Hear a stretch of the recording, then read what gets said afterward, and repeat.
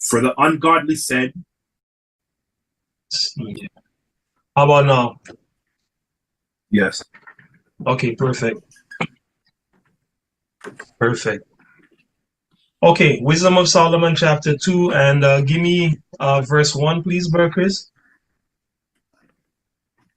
Okay, this is the book of Wisdom of Solomon, chapter 2 and verse number 1. For the ungodly said, reasoning with themselves, but not aright. Our life is short and tedious, and in the death of a man there is no remedy. Neither was there any man known to have returned from the grave. So stop right there. The Most High says the ungodly, right, is saying these things, right? They're reasoning with themselves, which means that's their thoughts. You understand? So when they sit down and they meditate, these are the answers they come up with, right? So what you're about to see as Brother Chris reads here is the mind of Esau, the mindset Esau has in the building of his kingdom, right? And you're gonna start to see some sinister things that will come out as we study the Juneteenth holiday and what it all means, right? So read on. Sorry, so give me jump to verse 5 and then read to verse 11. Okay. This is Wisdom of Solomon, chapter 2 and verse number 5. For our time is a very shadow that passes away, and after our end there is no returning, for it is fast sealed, so that no man cometh again. All right. Come on, therefore, let us enjoy the good things that are present, and let us speedily use the creatures like as in youth. Okay, so stop right there. The Esau said to himself, listen, man, our time on earth is a shadow that pass away, and after our end, there's no returning. Nobody comes back. That's the end of it, right? So because we have a short time on earth and nobody's coming back, let's use the creatures, meaning the human beings. Let's use people like we used to use them when we were young. And we all know when we were young, we were troublesome. We don't care about nobody's feelings, nothing like that. We just do as we please. Esau, in his so-called maturity, as he reasoned with himself, said, yo, let's just use everyone. That's the answers that the man came up with. Read on. Verse number 7. Let us fill ourselves with costly wine and ointments, and let no flower of the spring pass by us.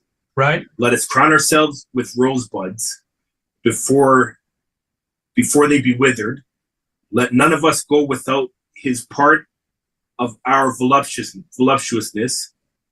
Let us leave tokens of our joyfulness in every place, for this is our portion, and our lot is this. Right. Let us oppress the poor, righteous man. Let us not spare the widow, nor reverence the ancient gray hairs of the aged. Stop right there. That's what I really wanted to get to. Read that again, verse 10. Let us oppress the poor, righteous man. Mm-hmm. Let us not spare the widow. Right. Nor reverence the ancient gray hairs of the aged. You see that? You see Esau mindset? Let's oppress the poor righteous man. That's his whole mindset. Right? Let's not spare the widow. When she don't have a head, when she don't have a man in the house, don't spare her. Take her for all she's worth. Right? Let's not reverence the ancient gray hairs of the age. Right? In fact, let us make aging a thing that people should fear. Let's come up with phrases like forever young. Right? Let's be obsessed with youth. Right? Go ahead. Verse number 11. Let our strength be the law of justice. This is the other piece. For that which is feeble. Strength, hold on. Let our strength be the law of justice. Esau sat and reasoned and said, let our strength be the law of justice. The strength of Israel is the law of righteousness. That is the strength of Israel, right? That's Psalm 147, verse 19 to 20, where he shows his law unto Jacob, his statutes and judgments unto Israel. He has not dealt so with any other nation, right? And he also says in another place that the law, statutes, and commandments are wisdom among the nations, right? That's our strength. But Esau's strength, right? And you will see the hypocrisy of this as we study Juneteenth. Esau's strength is the law of justice, right? What he called democracy, but it's actually demonocracy. You understand what I'm saying? Read that. Finish at 11. Verse number 11. Let our strength be the law of justice. For that which is feeble is found to be nothing worth. You see that? So if you can't fend for yourself, you're worthless. So Esau said he's going to take that law of justice and use that to oppress the poor righteous man and to oppress the widow, right? And to disrespect the aged, right? And we keep seeing the same cycle happening over and over and over again. Right? And Juneteenth is a huge example of how this man has used the law of justice to straight up destroy Israel, you know? And we're gonna go into it. So what is Juneteenth and why is it detrimental to the so-called Negro? We'll use this video I'm about to show to get into it. So let's start watching this video, and I'll be stopping the video, like, you know, at certain points, just to break down, to get into the scriptures basically, and break down things and that sort of thing. So let me know if everyone can see and hear the video okay. General Order Number 3, the Juneteenth Order. The people of Texas are informed that, in accordance with a proclamation from the Executive of the United States, all slaves are free. This involves an absolute equality of personal rights and rights of property between former masters and slaves.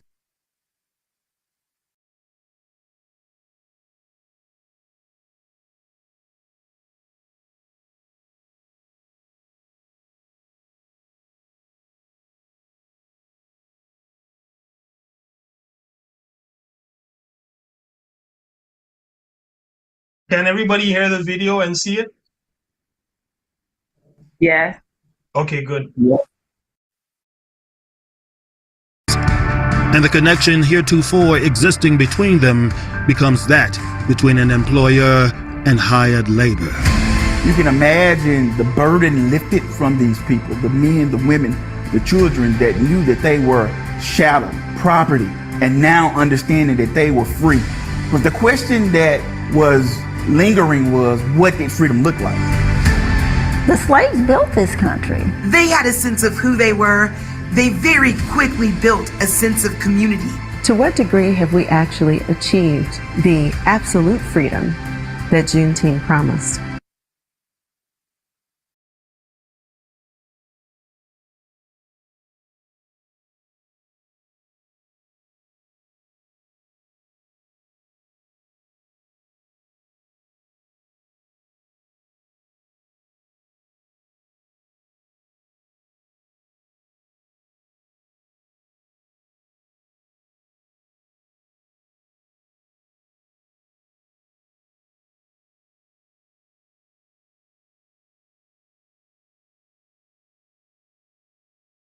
Ignoring these painful histories doesn't mean that they don't still influence us.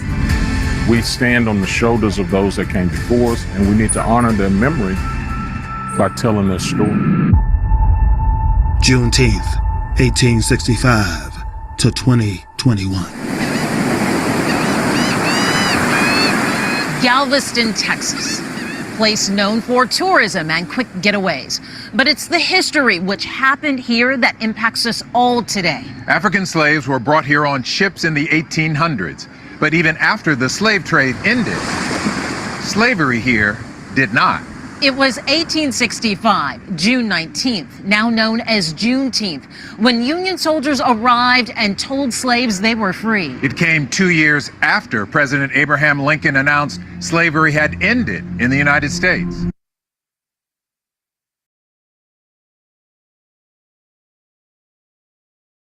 All right. Did y'all catch that? Did y'all catch that? Juneteenth, right? Celebrated June 19th, 1865.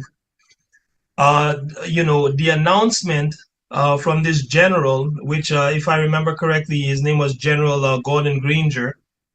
The announcement came 2 years after the northern states, the Union, learned that they were free, right? So the Emancipation Proclamation goes out, in January 1863, and our people don't hear about it till 2 years have passed in the South of America, and the southern states of America, Texas and a bunch of other states, right? But yet we are celebrating this like it's something good, man. How is it a good thing that you hear about your so-called freedom 2 full years after it's been declared? What is to celebrate in that, right?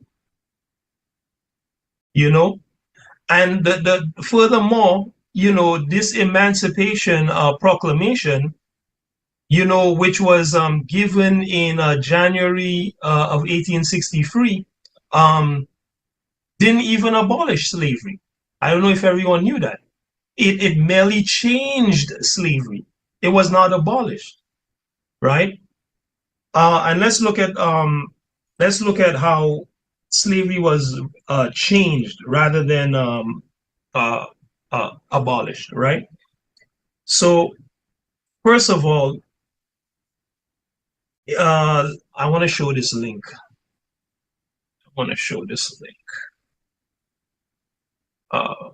Over here, right here. I want to read this footnote. It said slaves had been part of the engine of war for the Confederacy. Okay, what is the Confederacy? The Confederacy was an unrecognized breakaway Confederate republic in southern United States. So basically the southern states in the United States formed their own republic, okay? But it wasn't recognized by the other states that called themselves the Union, okay? They said it existed from February 8th, 1861 to May 9th, 1865. That's how long the Confederacy lasted, right? The Confederacy comprised U.S. states that declared secession, meaning they broke away from the rest of the states and warred, right? That's what the American Civil War was about. They warred against the United States during what? The American Civil War. These are the states: South Carolina, Mississippi, Florida, Alabama, Georgia, Louisiana, Texas, Virginia, Arkansas, Tennessee, and North Carolina, okay? So that's what this Confederacy was. So slaves had been part of the engine of war for the Confederacy. So these states that broke apart from the United States were using slaves as their engine of war. What does that mean? It says here they produced and prepared food, they sewed uniforms, they repaired railways, they worked on farms and in factories. They worked in shipping yards and mines, they built fortifications for the war, and served as hospital workers and common laborers. News of the proclamation spread rapidly by word of mouth, arousing hopes of freedom, all right? Creating general confusion. This is what I want you to note. When Abraham Lincoln gave the Emancipation Proclamation, it pulled the rug from under the Confederacy that were trying to break away from them in the South, because they were using slaves to basically keep their war effort going. So when they initiated the Emancipation Proclamation, it wasn't about freeing no black people, man. It was about crippling the Confederacy, because the Confederacy was using slaves. You understand what I'm saying? As their engine of war. This is in their own words, right? It said it created general confusion. You see that? And encouraging thousands to do what? Escape to Union lines. So they were trying to pull the rug from under the Confederacy that broke away from the northern United States by freeing the slaves. That's what they were trying to do, right? And we have the source here, right? We can, we can go to it, right? Where is it? Boom, boom. A second.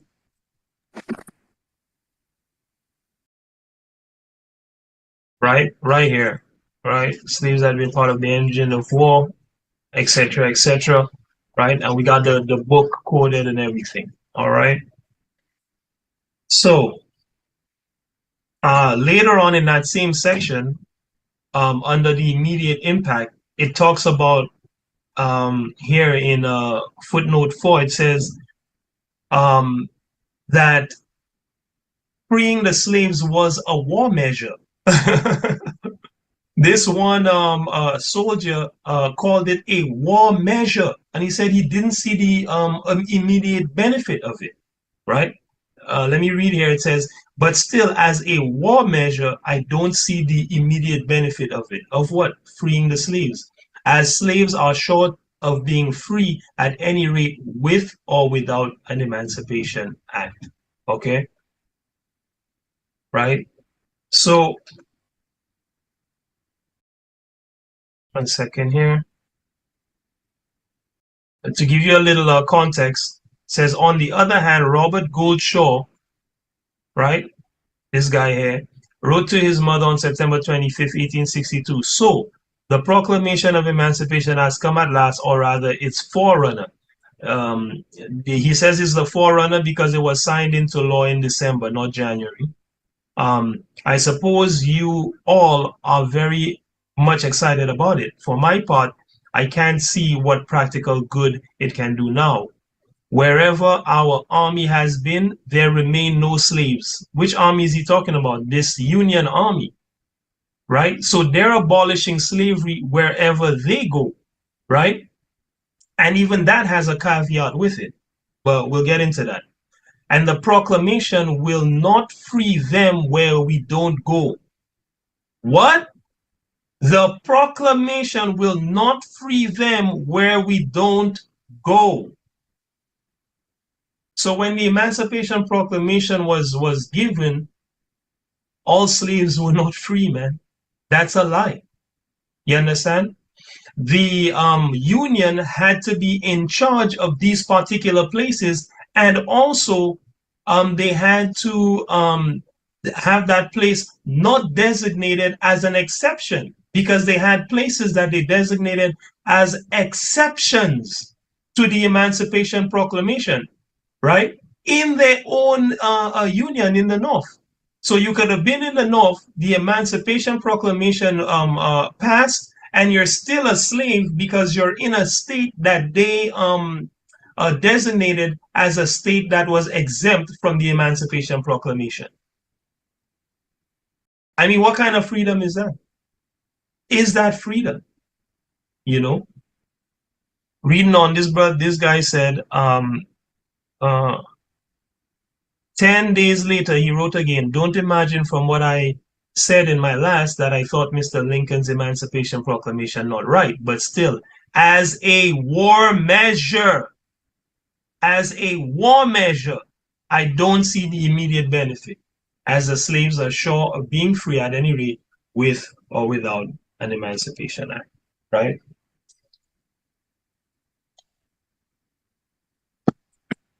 Is that all I wanted on that? 1 second.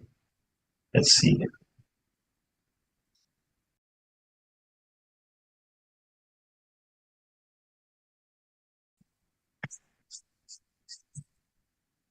Let's look real quick at the Emancipation Proclamation.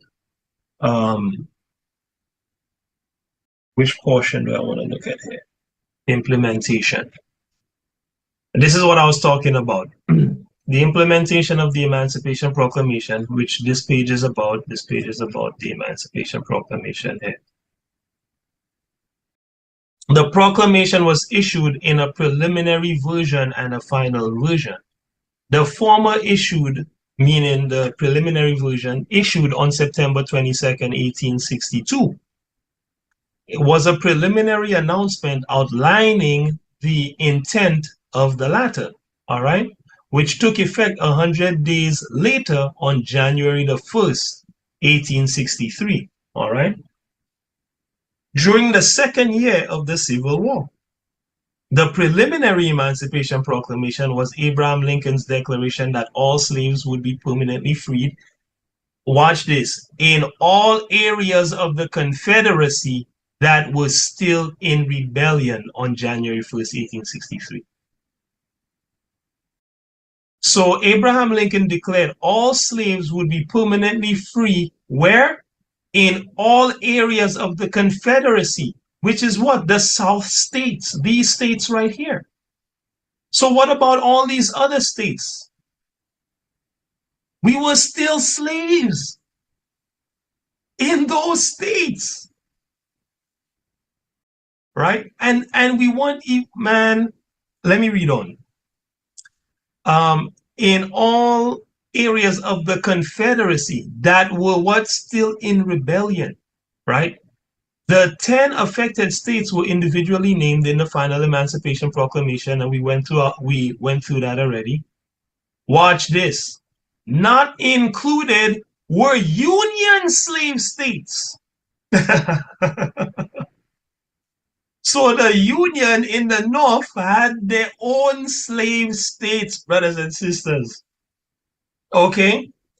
So in Maryland, you were not free. Delaware, right? Missouri, Kentucky, right? Also not named was Tennessee, in which a Union-controlled military government had already been set up. So the North with Abraham Lincoln, they already set up, but they exempt the place from the Emancipation Proclamation. Now I wonder if that's what they're teaching in the school. I wonder if that's what they're telling our brothers and sisters, right?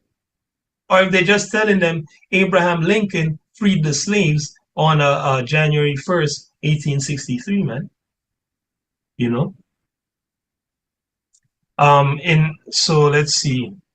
It says specific exemptions were stated for areas also under Union control on January 1st, 1863, namely 48 counties that would soon become what? West Virginia.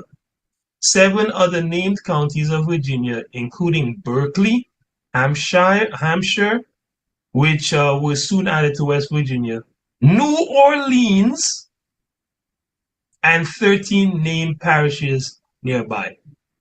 Union-occupied areas of the Confederate States where the proclamation was put into immediate effect by local commanders included these places, okay? Mississippi, Virginia, and so on, all right? So this is where it was immediately enforced, but in large portions of the country, you were still a slave, right? I mean, is this cause for celebration, right? Or is it a tragic moment in our history showing just how much we were hated and how much Esau want to keep the boot on our neck? Well, it shows how much we're hated, right? And let's prove that with the scriptures. Let's go to Jeremiah 50. Give me Jeremiah 50, bro.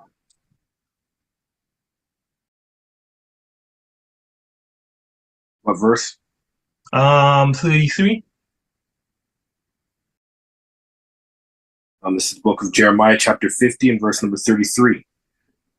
Thus saith the Lord of hosts, the children of Israel and the children of Judah were oppressed together, and all that took them captive held them fast.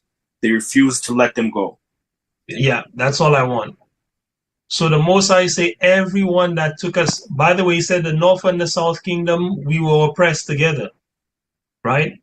Which lines up perfectly with Deuteronomy 28, where he told the whole nation they were going into Egypt on ships, you know? And if you read chapter 27, everyone was there.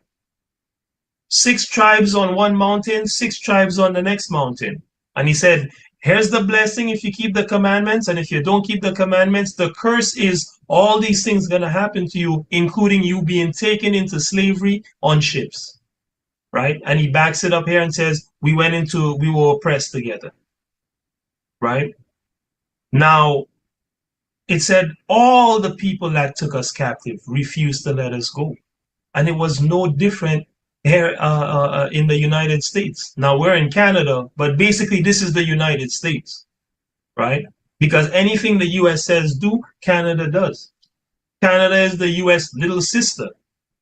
You know, they bow down and do whatever the US want. Right? Okay. So all that held us captive refused to let us go. When you read the Emancipation Proclamation, you realize, yeah, they refused to let us go. You know, we're gonna go into the 13th Amendment in a second, and you're gonna see more evidence that they refused to let us go. Slavery was not abolished. Slavery was changed. That's it. They came up with a more clever way to enslave our people. A worse way. Mental slavery. You know? Give me Deuteronomy 28.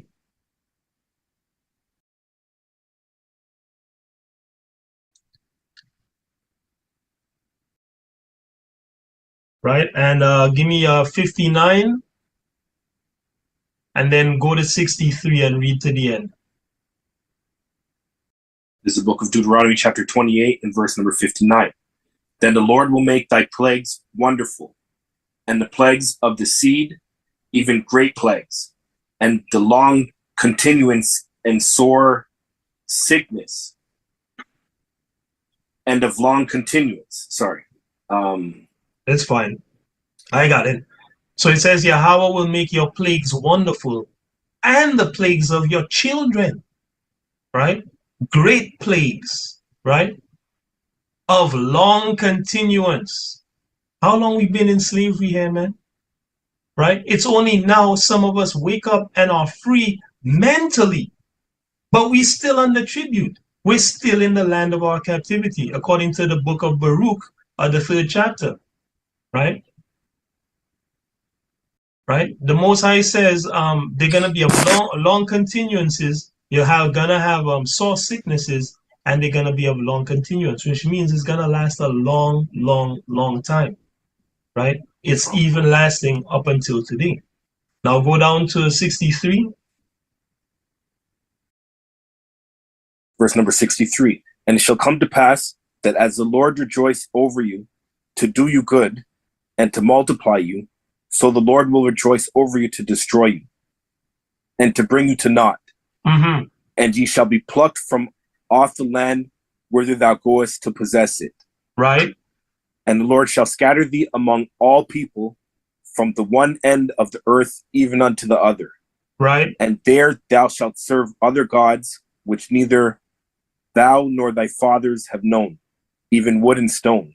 So stop right there. It said, listen, man, the Most High is gonna pluck you off the land, right?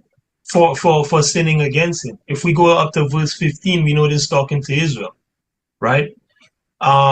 Verse 1 and then verse 15, and we know it's talking about the curses that are upon Israel, right? And the Most High said he's gonna scatter the Israelites, all 12 tribes, among all people. So wherever the Israelites are, you gotta find them among all people, from the east to the west, from the north to the south. We have to be among all people. You understand? And then he says, Where is it?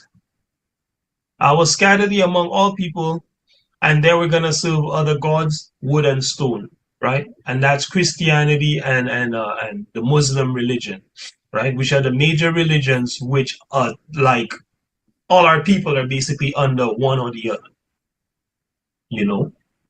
So all these things give you clues as to who the Israelites are, right? And I keep saying this, I'm going to hammer it home. If the so-called natives and Hispanics are Israelites, I should be able to find them in Germany. I should be able to find them in the Philippines. I should be able to find them in India. I should be able to find them in Australia. I should be able to find them in Arabia. But guess what? They're not there. But the Negro is everywhere on the planet as a slave, even in China, you know. Anyway, continue on, brother. Verse number 65. And among these nations shalt thou find no ease. What? Neither shall amongst these nations shalt thou find no ease. Right. Neither shall the sole of thy foot have rest. Right. But the Lord shall give thee there a trembling heart, and failing of eyes, and sorrow of mind. So stop right there. You see what the Most High said? So you're going to think, hey, I'm emancipated, I'm free. But you're not going to get no ease. The very proclamation that was said still kept you in slavery. There were exceptions. You were still a slave. Later on, you're going to learn, even when you ran away to the Union, you were still considered a slave. You know, this lady going to bring it out from the documentary that we're watching. Right? This older lady. Right? So no ease for you. And we're going to see all the things that happened after so-called emancipation, where the boot of Esau was still on the neck of Jacob, right? And guess what? It's still on it today, because last time I checked, in December, they lynched a brother. What's his name? What's the brother's name? Oh, his name, I'm drawing a blank. Is it Sean? Anybody remember the brother's name that was lynched? They found his body parts all over the place. Oh, I don't remember his name. Hmm? I don't remember his name, no. Yeah. Anyway, brothers are still getting lynched out here. Sisters are still going missing. Children are still going missing in 2023, right? The George Floyd protest, they said, were the biggest protests America has ever seen since the civil rights. But guess what? When we push to get something called the George Floyd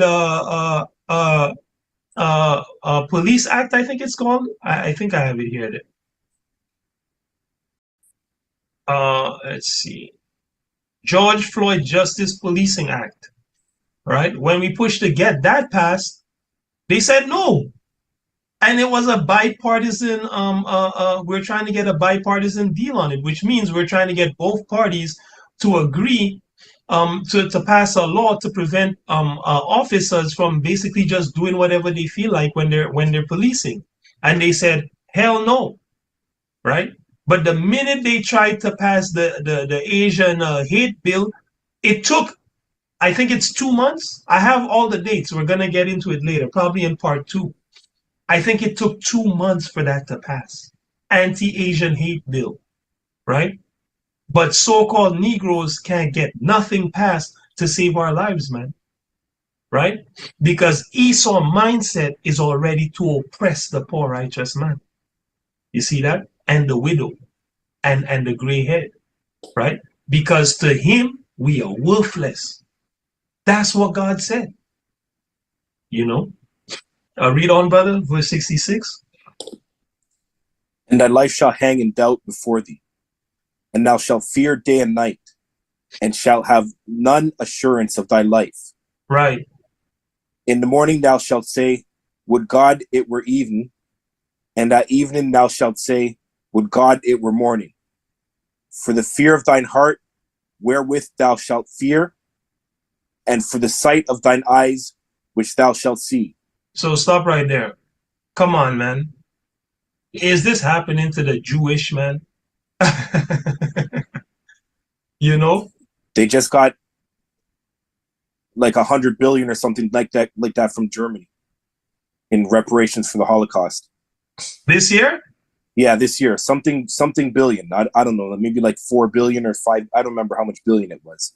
But this Right. year they just got Holocaust reparations from Germany. You see what I'm saying? I mean, that man's life is not hanging in doubt before him, man. We know whose life is hanging in doubt before them. We know who is in fear day and night and have no assurance of their life, especially in the United States of America. Babylon the Great, right? We know in the morning our people wake up lamenting about the day, and they go to bed in the night lamenting about what's going to happen tomorrow. We know this is happening to our people, you know, right? And here's the kicker, verse 68. Getting back to that, sorry, it was 1.4 billion to Holocaust survivors globally in 2024. Okay, and That's what it was. There you I'll go. bring And it up after let me this. add to that. Hold on, let me add to that.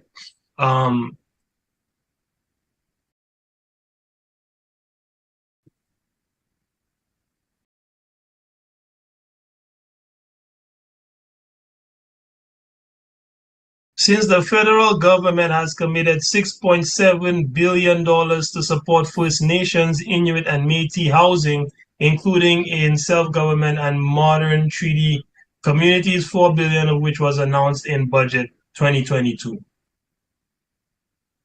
So the Native Americans just got 6.7 billion in support promised to them, and 4 billion they announced they're gonna give them in 2022. But these are Israelites, family. Now let's see how much they give us, right? They give us crack pipes.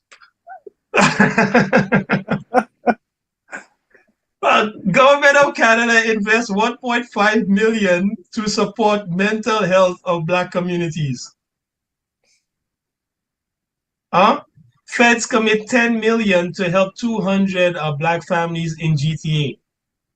So in total, that's 11.5 million, right? Where's your billions? And look, all that money went to organizations. All This the money went that, to, yes, go ahead. That go they're ahead, talking brother. about here, it went to Holocaust survivors.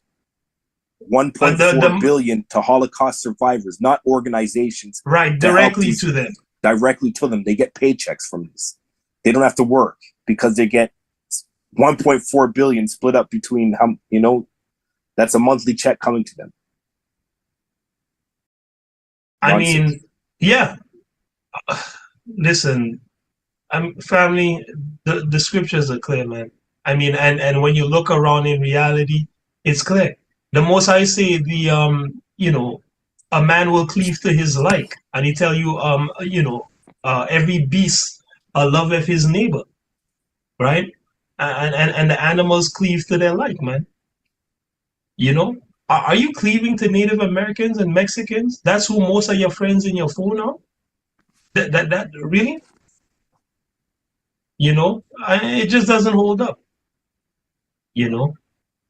Anyway, so yeah, 200 million fund for Black-led charities. which these charities are run by Jews. There you go. In fact, I have a testimony. I have a friend who worked, man, tirelessly in order to open a art center for and by Black people, and the Edomites took it from him. He had a board, he built a board and everything, right? And he was either on the board or the board chair, and they voted him out, right? Of his own organization, Anyway, give me 68. This is the book of Deuteronomy, chapter 28, and verse number 68. And the Lord shall bring thee into Egypt again with ships, by the way whereof I spake unto thee, thou shalt see it no more again. And there ye shall be sold unto your enemies for bondmen and bondwomen, Right. and no man shall buy you. Right. So slavery is a huge marker of the children of Israel, man. It is the marker. How do we know? Give me Daniel 9 and verse 12. Right? Of course, that Egypt is spiritual Egypt, which the Bible tells you exists in Revelation chapter 11 and verse 8. Right? Our dead bodies are gonna lie down in paraphrasing the place that is called spiritual. Let me just get it.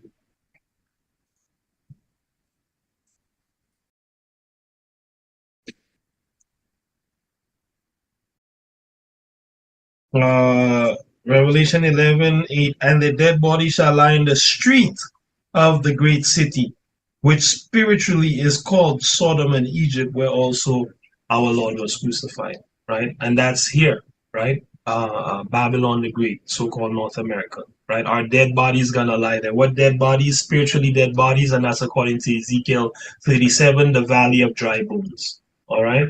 Because the preaching of the gospel is what woke up the dry bones in Ezekiel, and that's what woke up the dry bones in Revelation. It's about the same thing, and that's what's waking up the dry bones in reality as we speak right now on the Shabbat, right? So what do you have for me there, bro? Daniel 9? Daniel 9 and verse number 12. Yeah, go to 14. Read to 14, okay. This is the book of Daniel, chapter 9 and verse number 12. And he hath confirmed his words, which he spake unto us, and against our judges, and judged us, by bringing upon us a great evil. For under the whole heaven hath not been done as hath been done upon Jerusalem. Right. As it is written in the law of Moses, all this evil is come upon us. Yet made we not our prayers before the Lord our God, that we might turn from our iniquities and understand thy truth. So stop right there. The man said, no evil has been done on the earth like the evil that was done upon Jerusalem. Now, when you go to Luke 21, it tells you they shall be, let me go to it. Luke 21 and 24. It tells you we're going to be taken into all nations as slaves. The Most High say no greater evil than that has ever happened in the world. Right? Luke 21:24, and they shall fall by the edge of the sword and shall be led away captive into all nations, and Jerusalem shall be trodden down of the Gentiles until the times of the Gentiles fulfilled.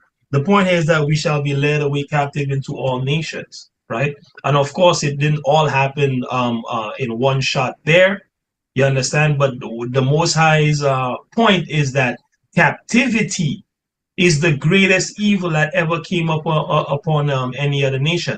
The captivity of Israel by Edom. You understand? Because that's who took Israel captive from Jerusalem. It's Edom, right? And that's who took Israel captive into America. It's Edom. That's who still have Israel under captivity and who the Most High have to save us from. It's Edom, you know?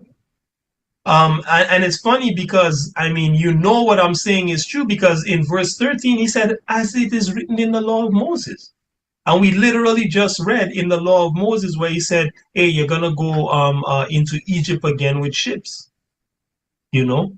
So it all adds up, right? Read on. Verse number 14. Therefore hath the Lord watched upon the evil and brought it upon us. And did what? Lord our God. And did what? And brought it upon us. And brought it upon us. Go ahead. For the Lord our God is righteous in all his works which he doeth. Right. For we obeyed not his voice. Okay, so stop right there. That's it, right? So the Most High brought slavery upon you. The most atrocious thing to ever happen to any human being. God brought it upon you because you broke your covenant. You made a blood covenant with the Most High. Blood gets sprinkled on you. Blood gets sprinkled on the scriptures. Everything got sprinkled with blood, right? And you said, yes, we're going to do all these commandments, and you broke the commandment, so you have to pay with your blood. You understand? And God gave us chance after chance after chance, and we kept sinning against him. So we end up with Esau boot on our neck until Yahweh shall come back. You know? And the worst boot is when he put the boot on your mind and you can't get it out. Right? And that's the destruction that our people are suffering from. And that's why we're celebrating Juneteenth. You know? And all this other foolishness, instead of waking up and coming back to the law, statutes, and commandments of the Most High. You know? Give me Jeremiah 2 and 14 real quick.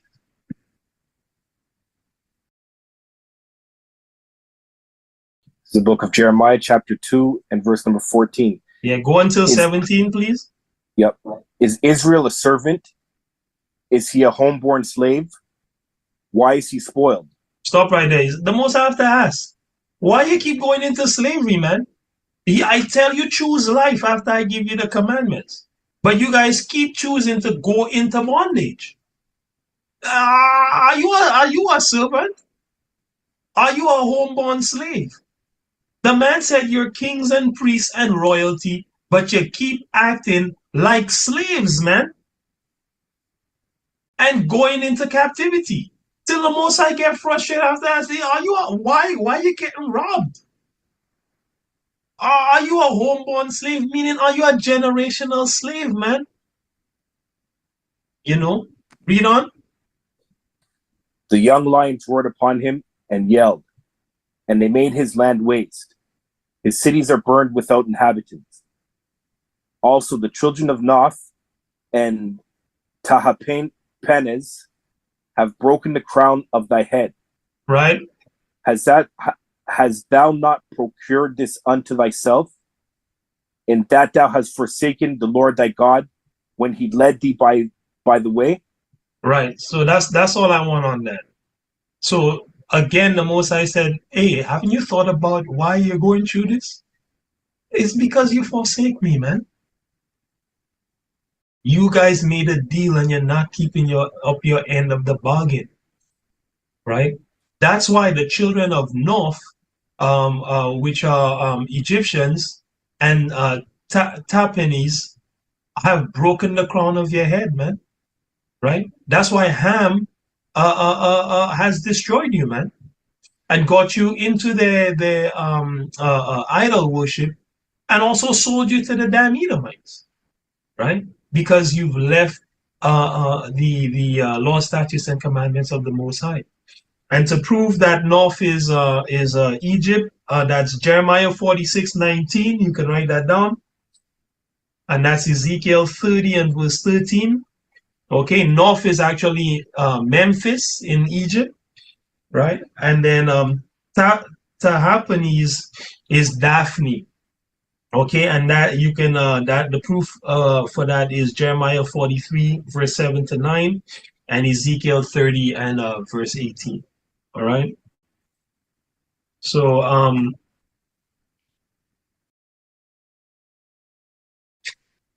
yeah, my question was, was this a cause to celebrate? Having Juneteenth 2 years after a half-assed proclamation that didn't actually free you. It wasn't a cause to celebrate. It just showed how much Esau's boot is upon your neck. Thus saith the Lord, right? So let's go on a little bit.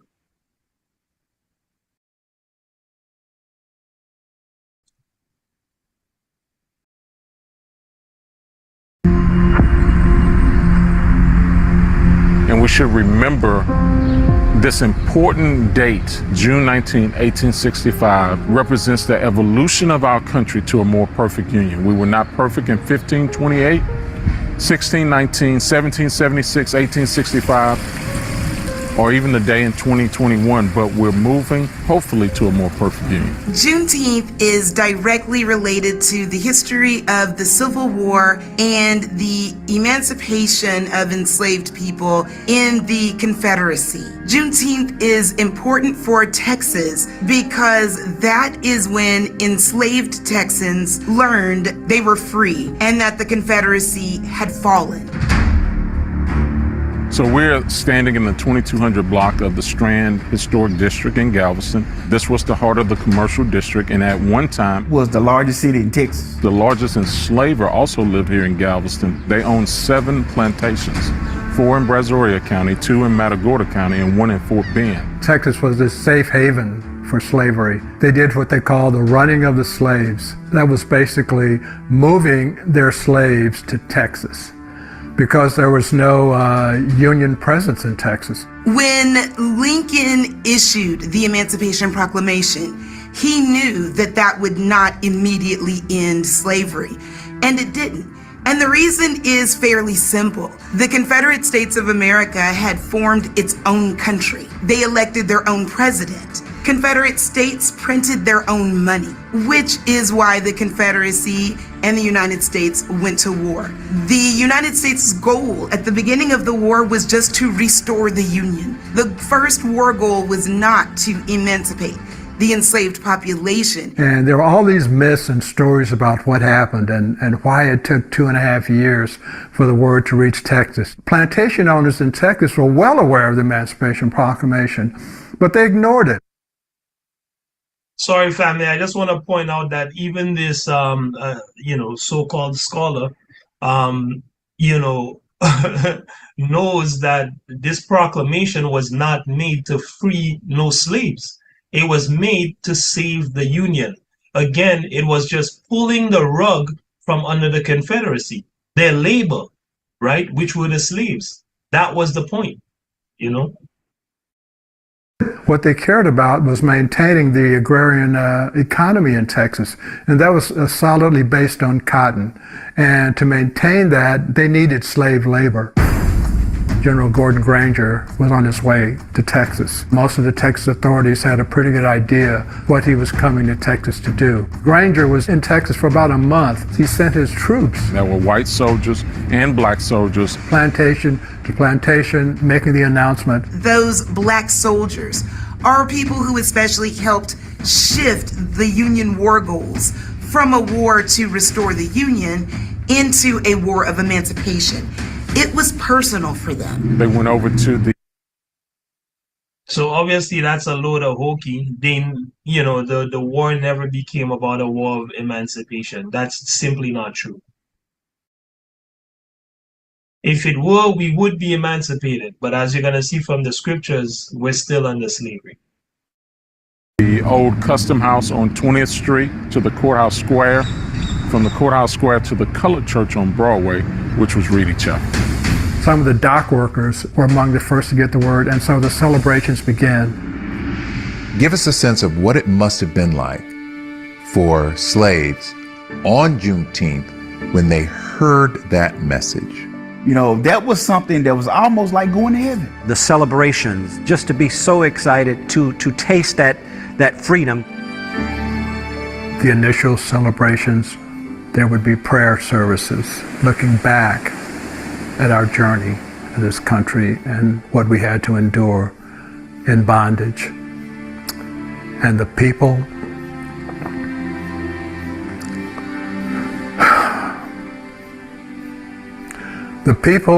who never lived to see that day. I think it's inescapable not to remember those people. Transatlantic voyage, the Middle Passage, people jumping off ships to avoid the treatment that they would have to endure.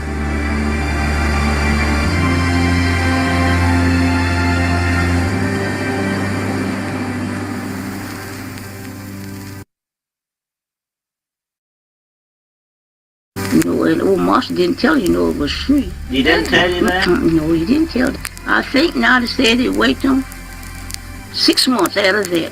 6 months. and turned them loose on the 19th of June. That's why you celebrate that day. Colored folks celebrate that day. One of the quotes that I'm most fond of is from a former slave named Felix Haywood. Slavery could make you free, but it couldn't make you rich, because a lot of the slaves thought that now that they were free, they would be rich, just like the white man. You think about the elation, the trepidation of enslaved people not knowing what their future holds and being enslaved and bondage being lifted from their backs. And there was one narrative about one slave who got the word, and his sister said, brother gave a whoop and ran away, and I never saw him again. Was the South ready to free slaves? No, we know that. Even though the order indicated the enslaved were free, if you look at the last sentence, it gives some instruction. All right, family, pay very close attention. This is the receipt I was talking about, where when they made the proclamation that we were free, the document itself is showing you you're not free. Watch this. Instructions of what they can or cannot do. The freedmen are advised to remain quietly at their present homes and work for wages. They are informed that they will not be allowed to collect at military posts and that they will not be supported in idleness either there or elsewhere. When you're told you're free, you're thinking that, oh, I can live my life. But it wasn't like that. On one hand, the sister said, hey, you thought you could live your life, but it straight up wasn't like that, right? And I just want to point out that the same year, 1865, right, in June, while we're celebrating Juneteenth, learning that we're so-called free late, that same year, the 13th Amendment is passed, right? It's passed on January the 31st, and it's ratified, meaning made legally binding on December 6th. Right, December 6, 1865. And it stated that the Negro can no longer be enslaved except as a punishment for crime. I'm going to say that again. The 13th Amendment, which had already passed in January of the year of Juneteenth, said the Negro can no longer be enslaved except as a punishment for crime.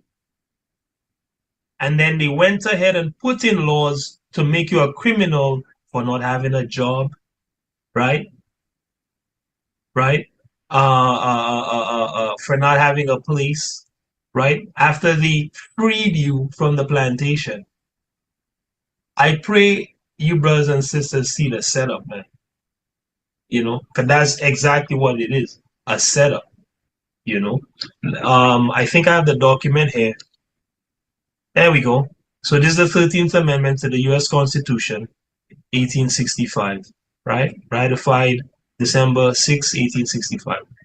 So while we're celebrating, here's what is in the law, which Esau says this will be his strength. The law of justice will be his strength. Really, it's the law of injustice. You know, he says, neither slavery nor involuntary servitude. Sorry, the 13th Amendment to the United States Constitution provides that neither slavery nor involuntary servitude, except as a punishment for crime, whereof the party shall be shall have been duly convicted, shall exist within the United States or any place subject to their jurisdiction. Okay, brothers and sisters, this is still the law today. Today, this is still the law. This is still the 13th Amendment. This same thing here, saying you can't be a slave except for if you get arrested.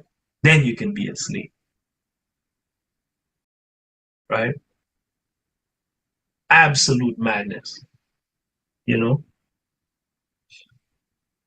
let's go. You were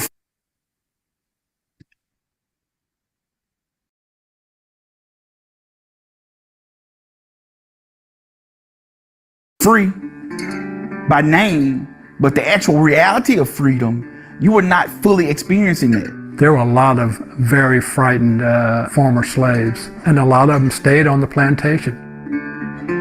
They laid the bricks in the downtown area here where we stand on many of these buildings. Not only laid the bricks, but made the bricks.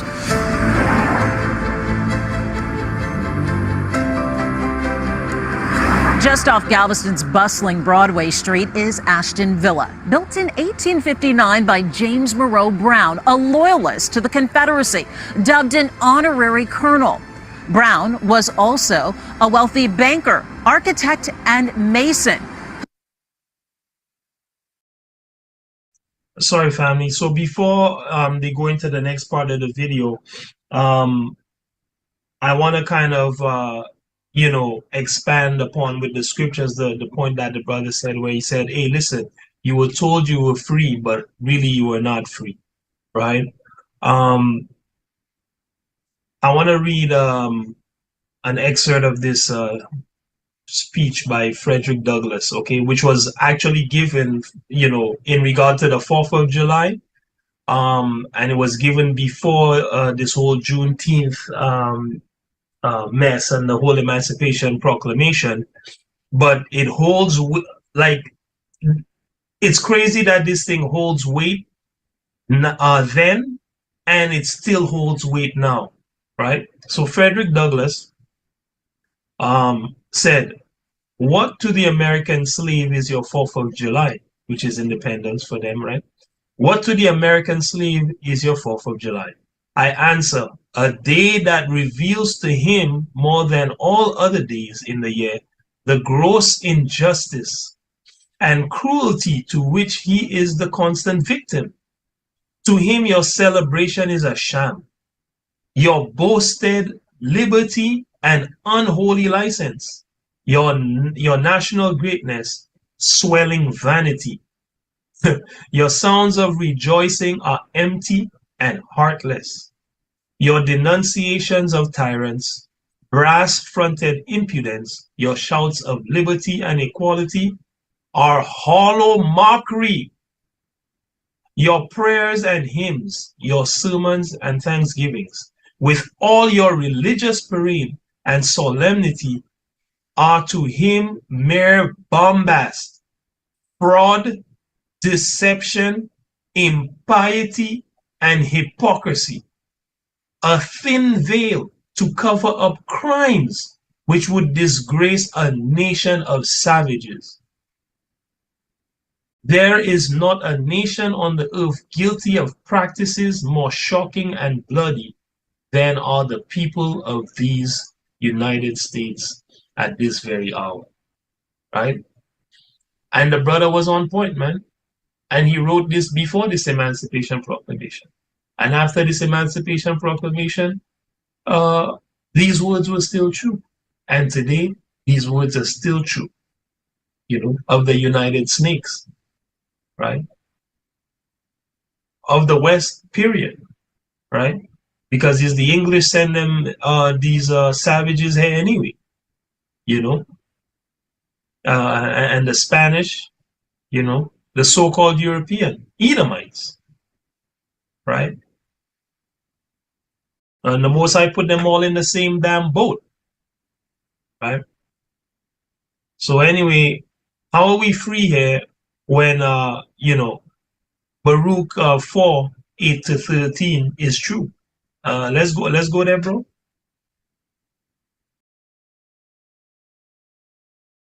Exactly where? Baruch what? Baruch 4. Yep. Right? 8. Start at verse 8.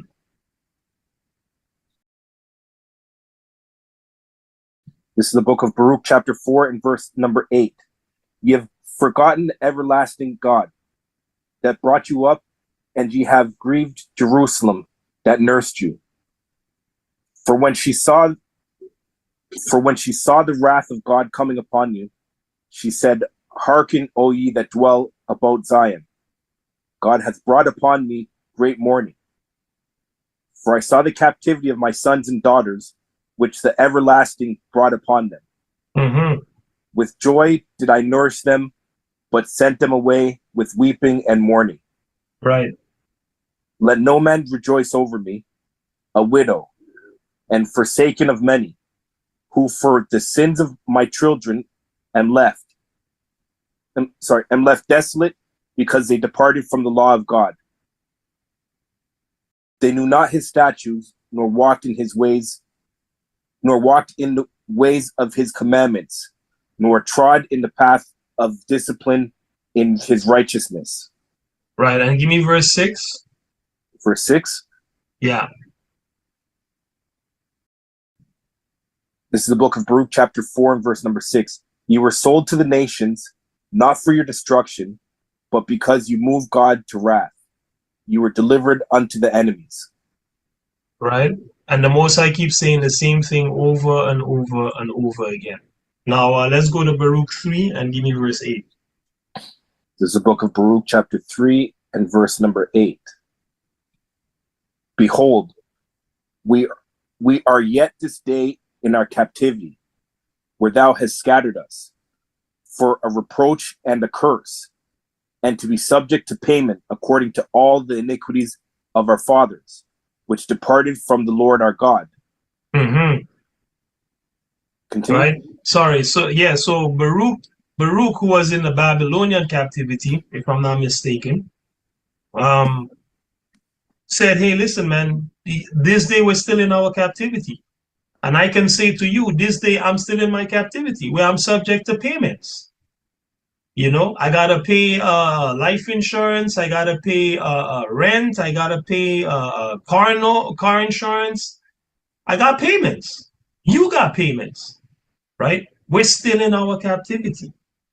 You know, we're subject to these payments because our fathers forsook the Most High. You know. Give me Deuteronomy, and let me show you how being subject to payments basically shows that you're still in captivity. You know. Let's go to Deuteronomy 20. Right? And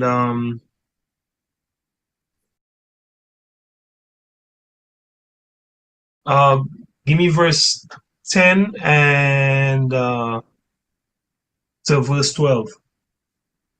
This is the book of Deuteronomy, chapter 20, and verse number 10. When thou comest nigh unto a city to fight against it, then proclaim peace upon it. Right? So the And it Most shall High be- say, hold on. So the Most High say the first thing you need to do when you come to fight against a city, proclaim peace. Don't come in war. Tell them peace first. Right? And then what happened? And it shall be, if it make the answer of peace and open unto thee, then it shall be that all the people that is found therein shall be tributaries unto thee, and they shall serve thee. Hold on. So what does peace look like with Israel? Having people as tributaries, they pay you tribute. Yeah, which is And serve you. taxes. Taxes, yeah. So peace with Israel means they are servants unto us, and they pay us tribute, right? Which is going to happen when Yahweh Shai returns, right?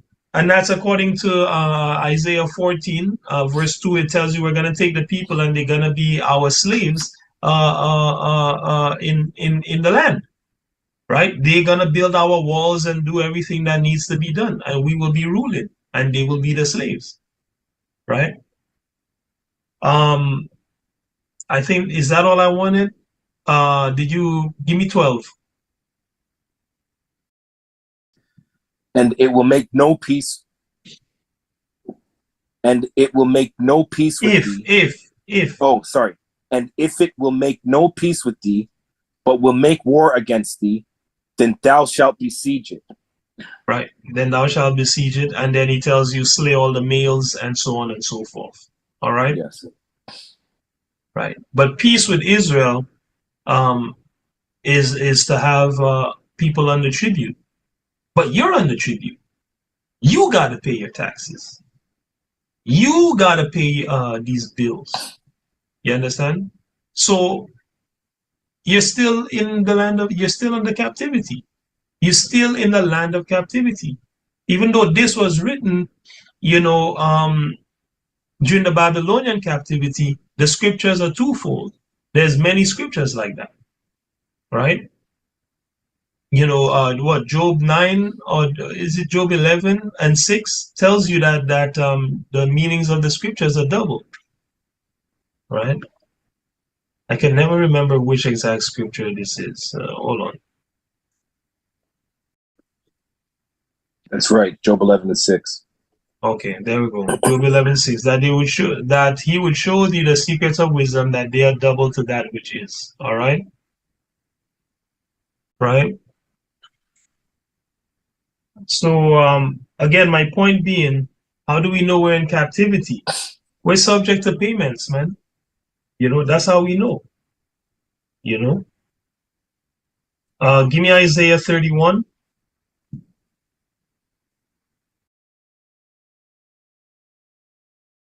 And verse 1 to 3, right? And the Most High keeps repeating that we're in this captivity because we're not keeping His commandments, man. You know, go ahead. This is the book of Isaiah, chapter 31, and verse number 1. Woe to them that go down to Egypt for help, and stay on horses, and trust in chariots, because they are many, and in horsemen, because they are very strong. But they look not unto the Holy One of Israel, neither seek the Lord. Yet he also is wise, and will bring evil, and will not call back his words, but will arise against the house of the evildoers, and against the help of them that work iniquity. Now the Egyptians are men, and not God, and their horses flesh, and not spirit. When the Lord shall stretch out his hand, both he that helpeth shall fall, and he that is hoping shall fall down, and they all shall fail together. Right. So the Most High is saying, listen, man, woe to you because you're going to spiritual Egypt for help, man. You're not coming to me for help. And he said, hey, listen, when I stretch out my hand, the one that say they're helping you, and you who are helped by them, both of y'all gonna fall. Right? Because you're not depending on the power. Right? You're depending on the damn pride, which is the so-called white man. You know? And this is where our people have gone wrong. Right? They're depending on this demonocracy. They're depending on this law of justice to save them, which has no salvation in it. They're depending on Egypt instead of the Lord. Right? Let's continue the video. Who designed what's believed to be Texas' first all-brick house, a palace with bricks all laid by slaves.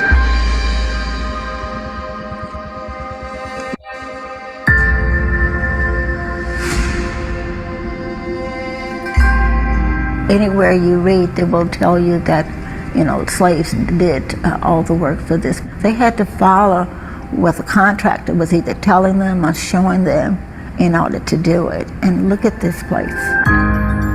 It's beautiful. All of the intricacies and the detail that still stand today.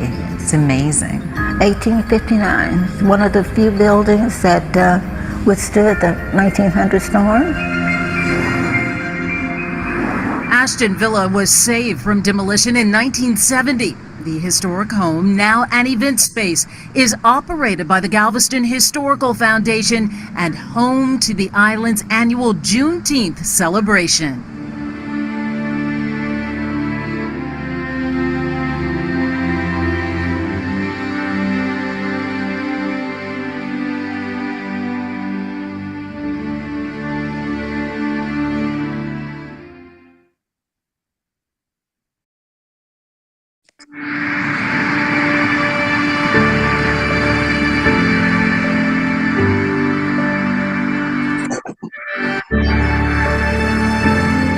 could leave the farm, they could leave the plantation, and they did, because so many emancipated people no longer wanted to work in agriculture because it reminded them of enslavement. For many people, the draw was labor, the opportunity to earn wages. Working to pay off debt.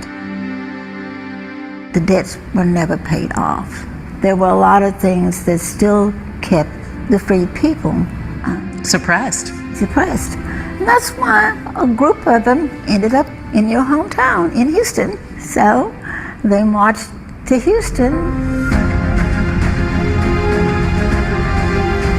The black population of Houston boomed. They began to build homes in the part of Houston known as 4th Ward. Houston was divided into 6 different wards at the time. And so the land in that area of 4th Ward happened to be very low and flood prone. It wasn't land that was coveted by white Houstonians at the time. When you look at the bricks of Freedmanstown, that brick is a symbol of foundation. That brick was a symbol of hope. The brick was theirs. They made the brick, they formed the brick, shaped the brick, they laid the brick. They stood on the brick. Iconic housing of Freedmanstown was the shotgun house. There was a door in the front and then a door in the back. And people would joke that if you shot a gun, the bullet would travel all the way through without hitting anything. The legendary Jack Yates, this is the land where he lived, and right next door to him was his son, the printer Rutherford B.H. Yates. The first time I walked along these bricks, I was very emotional. This is where my people decided that they would survive. These are 8-pound bricks that were double baked. And the significance of these bricks is that it has that beautiful red color of the clay that was here. And the fact that they are still here today is a testament to their strength, a testament to their craftsmanship and their skill. No, these are original. I reside here in Freedmanstown. I was born in Freedmanstown, probably conceived in Freedmanstown. And this is a home that has been passed down through our family. I'm like the 5th generation. And the family operated a ice business and just drove through the community selling blocks of ice. They did their best to gain property and to support their communities. The wards in Houston functioned a little bit like small towns. 3rd Ward develops a black community. 5th Ward develops one early. The black community of 3rd Ward begins to develop around what we today call Emancipation Avenue, but that back then was Dowling Street, which was actually the name of a Confederate. Dowling is really the center of old black 3rd Ward. And one of the reasons for that is the creation or the purchase of Emancipation Park. And it's the first public space owned by black people in the state of Texas. With newfound freedom came new challenges, including the fight to be seen as equal. Freed men and women did more than survive. They built a legacy. And it is right here, Emancipation Park, in Houston's historic 3rd Ward. Emancipation Park was always a place.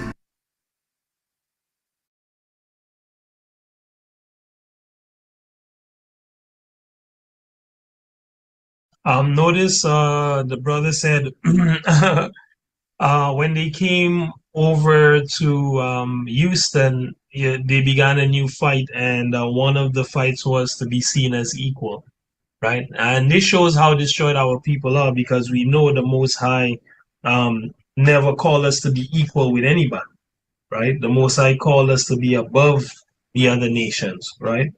And that's Deuteronomy, 7 and verse 6. That's Deuteronomy 14 verse 2. So it just goes to show where their heads are at, right? That's it. Let's go. To celebrate. 2 black church congregations fundraised to buy the park. For them, the memory of Juneteenth would have been very fresh. They were someone else's property less than a decade earlier. I'm the great-great-granddaughter of Jack Yates. He was instrumental in purchasing Emancipation Park, where the free slaves celebrated Juneteenth. One of the most famous families in Reconstruction era Houston were the Yates family. He was free. However, his wife and children weren't. So he came to Texas and entered back into slavery so that he could be with his family. They were brought here to continue to be slaves. Once freedom came again, he knew what that tasted like. He knew what that felt like. So he took his family and moved to Houston to start a brand new life. Jack Yates actually began helping and teaching and helping them to learn, because at that time, slaves weren't supposed to read or write. He was a wage laborer as his day job, and at night preached near the Buffalo Bayou in Houston. And then gradually they were able to build their own church. I'm a member of Antioch Missionary Baptist Church and have been all of my life. That was the first church that he started, but there were many other churches that he started, including Bethel in Houston. It is that spirit, it is that zeal, it is that determination that he and others poured into the foundations when they built this church. So when you talk about World War I, our soldiers went off to fight. When they came home, Antioch was able to train and cross-train ex-veterans in masonry work, in carpentry work, and really help these ex-soldiers to find jobs and to provide homes for their families, education for their children. It was these very women from this very church who taught other women how to vote. So many great people have been here and have been inspiring and galvanizing the community. When I was growing up. All right, so let's comment on this section that we just saw here. So, Israelites, escape Texas, go to Houston, and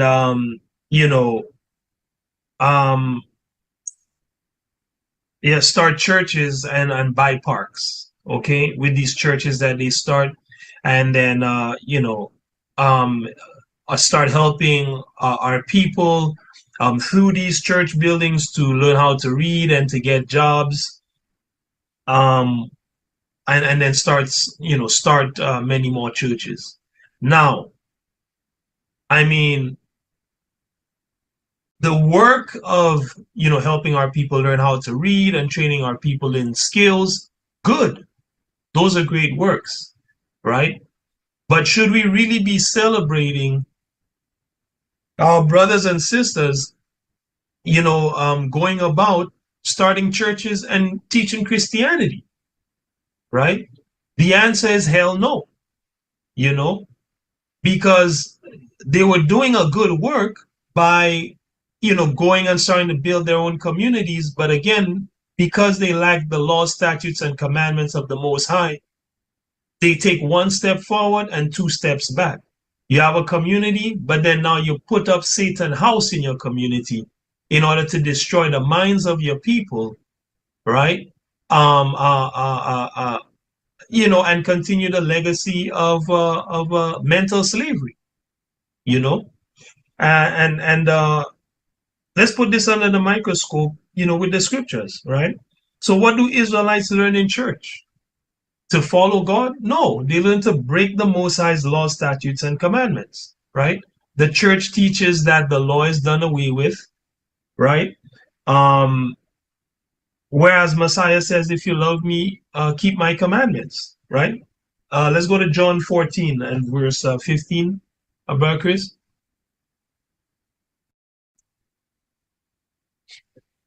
John 14 and verse 15.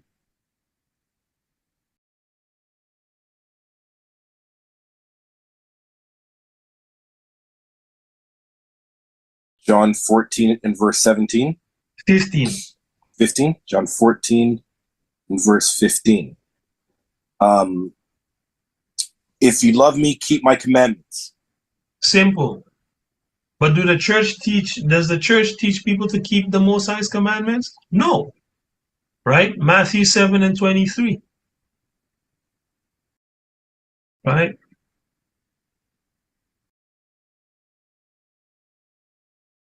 Right? This is the book of Matthew, chapter 7, verse 23.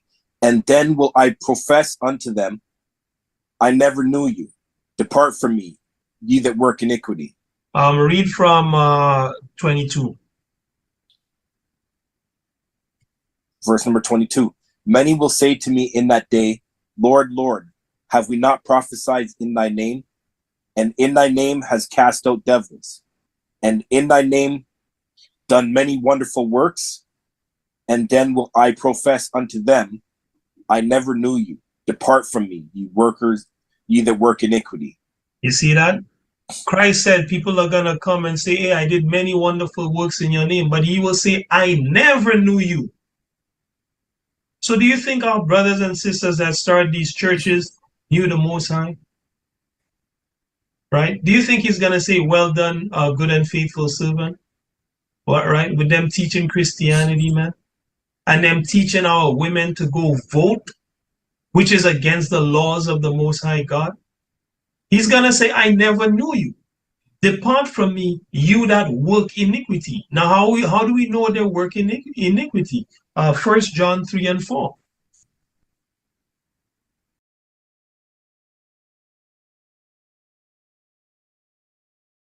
This is the book of 1 John chapter 3 and verse number 4. Whosoever committeth sin transgresseth also the law, for sin is the transgression of the law. So that's how we know they're working iniquity. They're teaching people to transgress the law of the Most High God, to break the Sabbath, worship on Sunday, they're teaching the women to dress anyhow, wear men's clothing. You understand? Now the churches are teaching that homosexuality it's all good.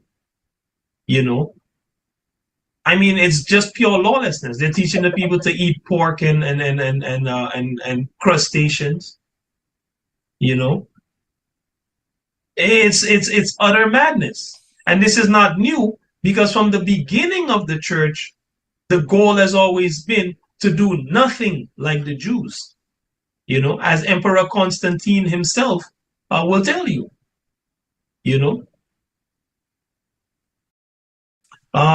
So the church, teaches the law is done away with, but the Most High never teach that.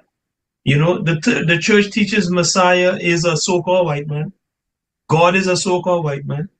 And the scripts say that they're both Negroes. Give me Revelation 1.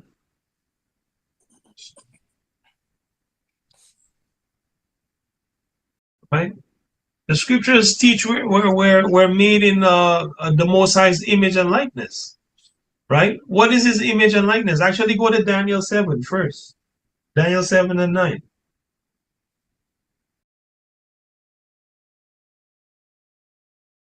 It's the book of Daniel chapter 7 verse number 9. I beheld till the thrones were cast down, and the Ancient of Days did sit, whose garment was white as snow, and the hair of his head like the pure wool. The hair of his head like the what? The pure wool. Right. His throne was like the fiery flame, and his wheels as burning fire. Right. So the Ancient of Days have hair like pure wool. But I thought the Bible said God is a spirit, and they that worship him must worship in spirit and truth. Yeah, that's true. But what we must realize is this, right? Watch this. Where is it? 1 Corinthians 15, right? Verse, let me see, I'll go from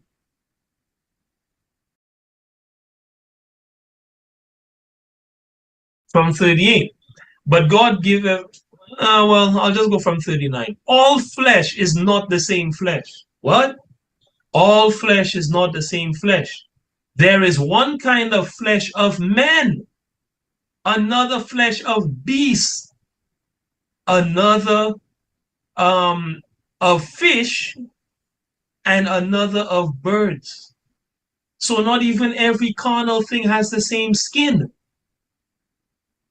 There are also what? Celestial bodies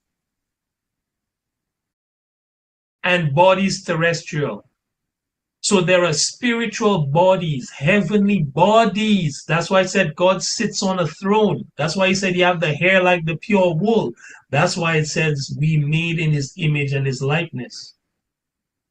So yes, he's a spirit, which means he has spiritual flesh, a celestial body, right? And then it says in verse 40, but the glory of the celestial is one, and the glory of the terrestrial is another. So the celestial body have certain power, abilities, resistances, right? Attributes, right? And things that make it amazing, right? And the glory of the terrestrial is another, right? The flesh body of man, have different things, abilities than the celestial body, The celestial body cannot disobey God, right? The demons do everything God says. They don't have a choice. The angels do everything God says. They don't have a choice.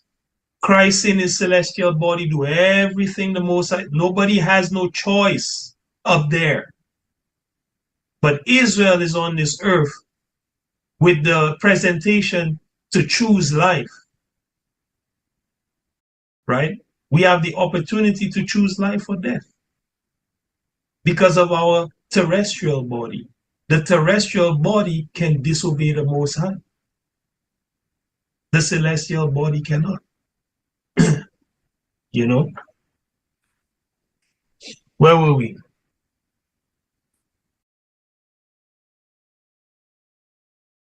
Daniel 7? Yeah, Daniel 7. Yeah, so they teach that the Most High is a so-called white man, while the scriptures teach that that's impossible, man. Even as scientists know that this is impossible. Look at this. Like, let me see. When was straight hair developed? This might turn up nothing, but no, this is not what I want.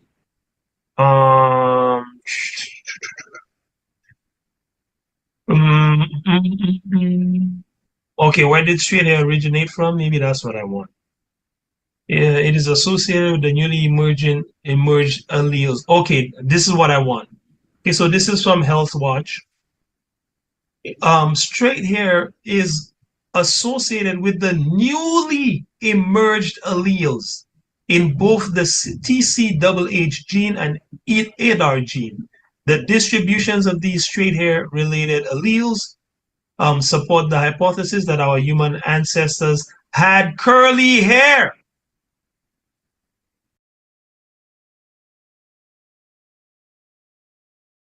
So even though they show you cavemen in movies and dinosaurs, right, and people with straight hair and white skin in early time, that's literally impossible. And their own scientists know this. You see what Esau does? He's a deceiver, man. The man just don't give you the truth. He always show you a magic trick. That's what he's doing all day, every day, brainwashing. The facts are there, but he's going to show you the lie because nobody's going to go check the facts and they're just going to believe the lie. Or most people, I should say. Most people will not check the facts. They will just believe the lie.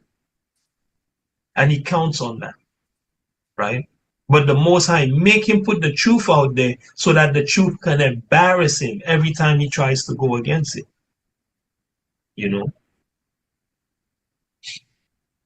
Anyway, give me so that's Daniel 7 and 9 showing the Most High have nappy hair, man. You have the pure wool, which is the hair of the so-called Negro. Daniel 10 verse 4 to 6. Right? Daniel 10. Right? So again, we're looking at whether churches are good. Churches are not good because they don't teach truth. Another lie, here's the second lie they teach, man. that the Most High is a so-called white man, and so is the Messiah. Right? Daniel 10, give me 46. This is the book of Daniel, chapter 10, and verse number 4. And in the 24th day of the first month, as I was by the side of the great river, which is Hiddekel, then I lifted up mine eyes and looked, and behold, a certain man clothed in linen, whose loins were girded with fine gold of Uphaz. Mm-hmm. His body also was like beryl, Mm-hmm. and his face as the appearance of lightning, right? And his eyes as lamps of fire, right? And his arms and his feet like in color to polished brass, Mm-hmm. and the voice of his words like the voice of a multitude. So that was talking about Yahweh Shai, and it says, hey, listen, man, the man arms and his feet are in color like polished brass. When we go to Revelation 1, it tells you it looked like brass burnt in the furnace. That's a brown-skinned man. It says his body was like the beryl, right? Let me see here.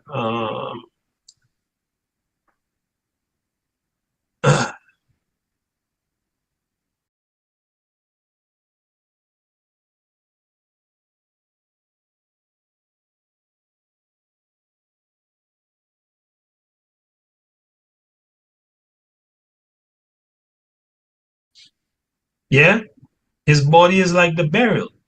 You see what I'm saying? His body is like the beryl. You know?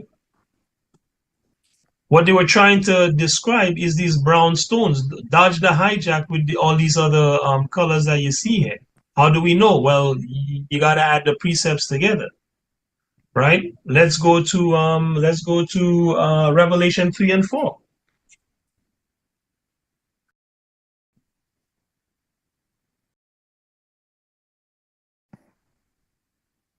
This is the book of Revelation, chapter 3, and verse number 4. Thou hast a few names, even in Sardis, which have not defiled. Sorry, 4 and 3. 4 and 3. 4 and 3. Yeah. Revelation 4 and verse number 3. And he that sat was to look upon like a jasper and a sardine stone. And there was a rainbow round about the throne, in sight like unto an emerald. All right. So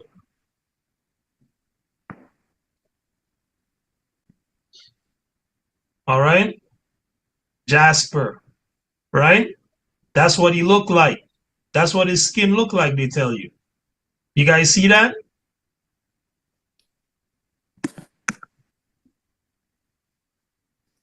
Everyone able to see that? Yeah. Yes. Right? Yep. You see what I'm saying? So dodge the hijacks, man. Every chance they get to give you a sideways thing, they will. Right? But when you search these scriptures, you see what the heck is going on. Right? The one who sat on the throne, this is what he looked like.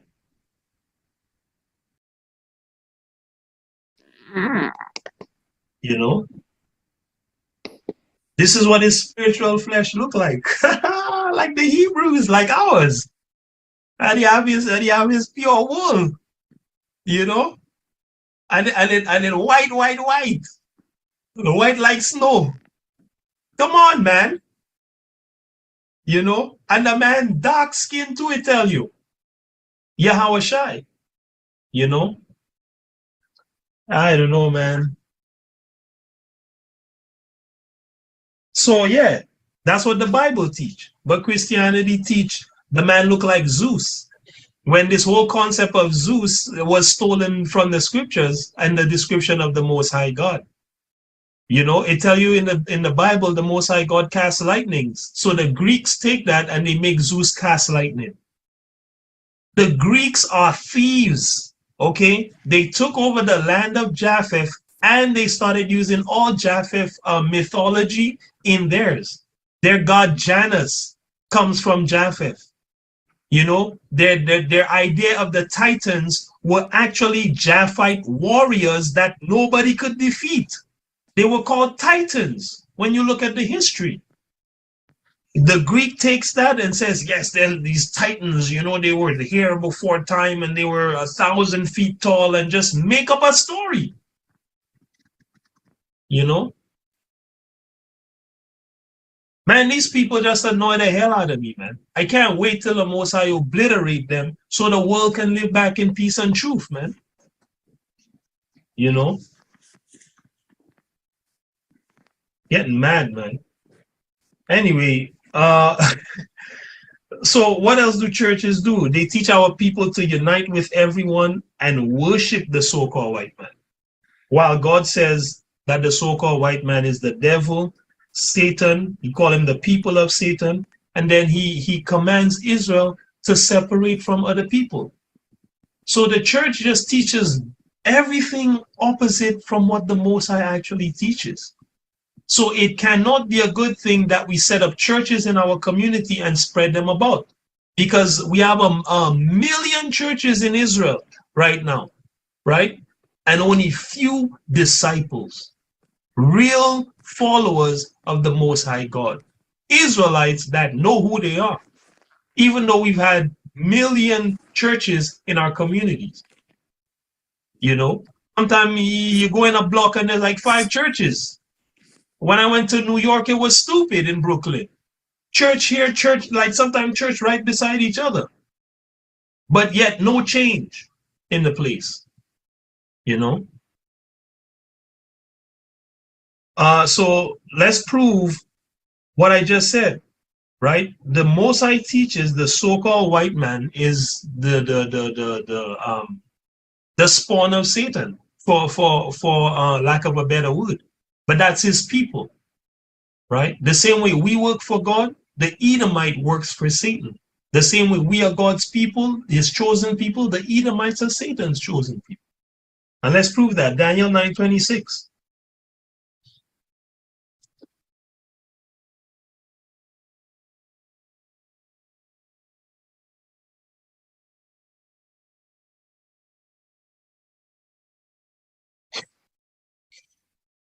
You there, Brother Chris? All right, I was reading it. I had it on mute. Daniel 9 and verse number 26. Right. And after 62 weeks shall Messiah be cut off. Right. But not for himself, and the people of the prince that shall come shall destroy the city and the sanctuary. Uh-huh. And the end thereof shall be with a flood, and unto the end of the war desolations are determined. Right. So can you break that down, Brother Chris?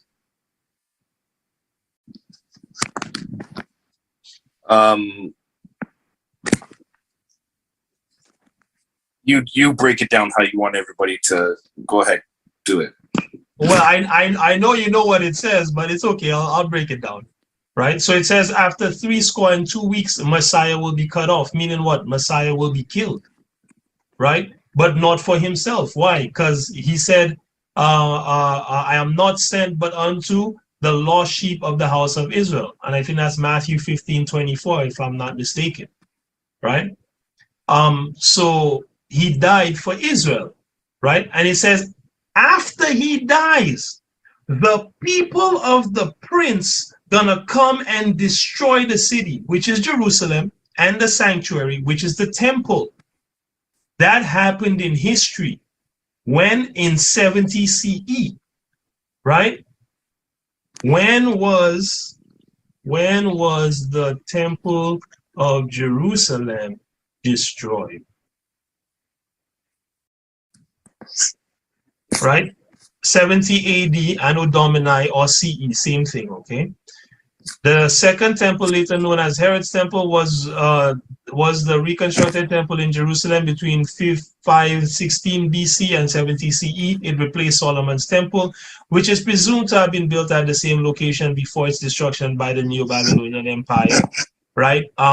During the Babylonian siege of Jerusalem. Now watch this.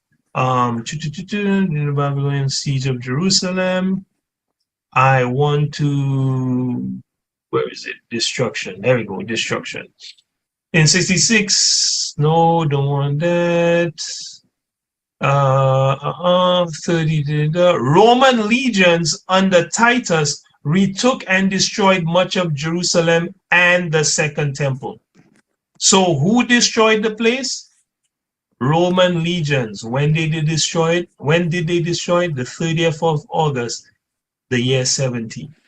Okay, when we go in our Bible says, the people of the prince shall destroy the city, Jerusalem, and the sanctuary, the temple.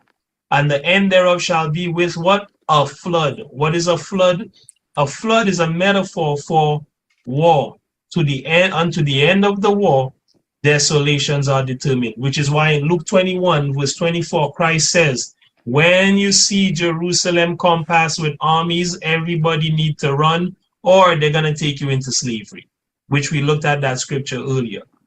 So that's what's going on here. So how does this relate to the so-called white man being Satan's people? Right here in Daniel 9 verse 26, it calls him the people of the prince. Now, would it be the people of the Prince of Light destroying the temple of God, or would it be the people of the Prince of Darkness destroying the temple of God? Brothers and sisters, just throw out the answers. It's okay. I want to hear what people are thinking. Would the Prince of Light or the people of the Prince of Light be destroying the temple, or would the people of the Prince of Darkness be destroying the temple? Darkness. And God calls the Romans the people of the Prince of Darkness. He called them that. Right? And when you do your history, the Romans come from the Greeks. And watch this. Let me prove it to you through scriptures, because the Most High tells you the Greek will be ruling the world when Christ comes back. And he's going to gather everyone in the world to come and fight Christ. This is Daniel chapter 8. Let me see. From verse 21, it says, the rough goat is the king of Grecia, and the great horn that is between his eyes is the first king.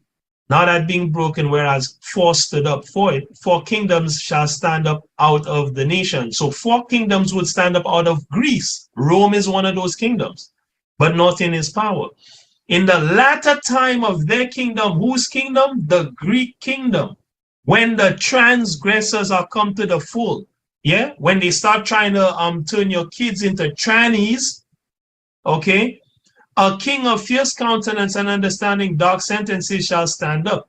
His power shall be mighty, but not by his own power. He shall destroy wonderfully, prosper, practice, and destroy the mighty and holy people. Who destroyed the mighty and holy people? The so-called white man did. That's why we're reading about it in Juneteenth right now. And through his what? Policy, right? Through his law of justice, he shall cause craft to prosper in his hand, and he shall magnify himself in his heart, which is in his mind, and by peace shall destroy many. What else is he going to do? He shall also stand up against the Prince of Princes. Who is the King of Kings and the Lord of Lords and the Prince of Princes? That's Yahweh Shai. He shall also stand up against the Prince of Princes, but shall be broken without hand. God said the Greek was going to do that. But he said the earth is given into the hand of the wicked.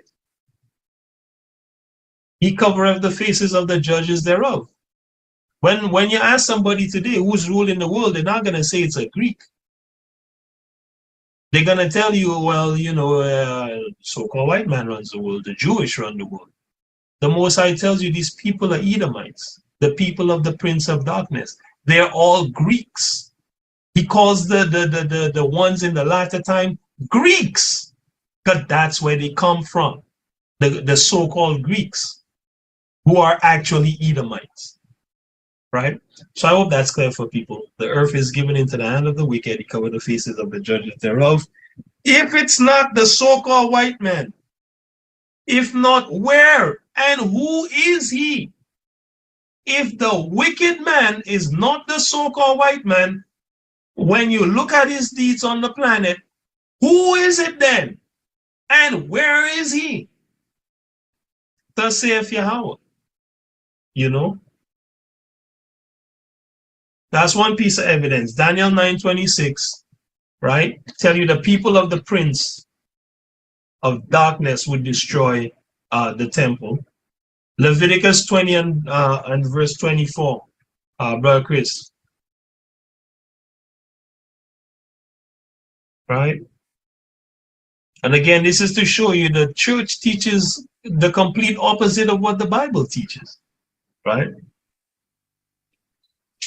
Leviticus 20 and verse 24. 20 verse 24. What I have said unto you, you shall inherit their land, and I will give it unto you to possess it, a land that floweth with milk and honey. I am the Lord your God, which have separated you from other people. God said unify with everyone. Separated you from other people. God said we're all one. Separated you. He separated you from other people. Right? And let's go to 1 Maccabees 1. So this business of unity of all people is actually a satanic doctrine. Sounds real nice, like everything else Esau does. Sounds like a great idea, but it's actually evil. You know? The man is a master magician, you know, using mind control to destroy souls. You know, that's who this guy is. That's what he does. Right? That's why it's so difficult for people to break out. They have to be searching for truth. Because if not, they're just in a party sleeping. They're in a dream. They're in the American dream. They're in the European dream. They're in the Canadian dream. They're dreaming that one day they'll be a CEO and drive a Lamborghini and be able to fly a private jet and not have to work. You must be kidding me, man. Do you guys really want to see Elon Musk schedule? You know, Bill Gates, you guys want to see these guys' schedule? You know? Rich, the Most High says riches that are gained by crookery are not good. Yeah, and I'm paraphrasing greatly. You know? Anyway, 1 Maccabees 1. Read verse 1, please. The book of 1 Maccabees chapter 1 and verse 1. And it happened after that, Alexander, son of Philip, the Macedonian, who came out of the land of Chittim, had smitten Darius, king of the Persians and Medes, that he reigned in his stead the first over Greece. Right, so the Most High is telling you here, Alexander, son of Philip, the Macedonian, who is Alexander the Great, was the first king over Greece. What happened after he died? Go to verse 9.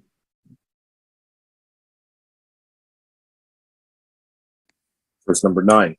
And after his death, they all put crowns upon themselves. So did their sons after them many years. And evils were multiplied in the earth. Right? So after Alexander the Great died, his generals all put crowns upon themselves, and evil began to multiply, not add, multiply on earth. Okay? When these guys all became kings.